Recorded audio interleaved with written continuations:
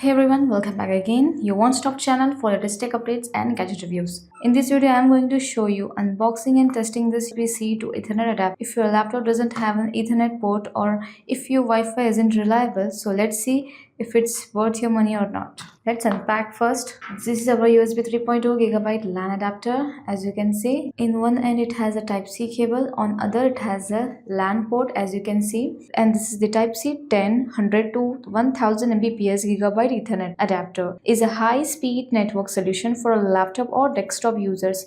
It enables you to connect directly to the network through your USB port.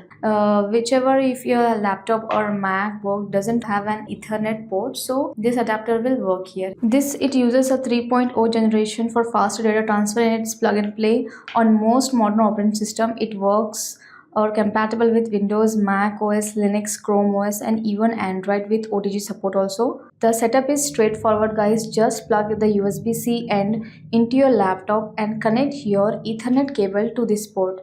So your device should detect it instantly. If not, then check your network settings or install the drivers from the manufacturer website. And it does get slightly warm after long transfers, but that's normal for network adapter, guys. It is a stable wired connection, compact and portable, easy setup, no drivers needed from modern OS.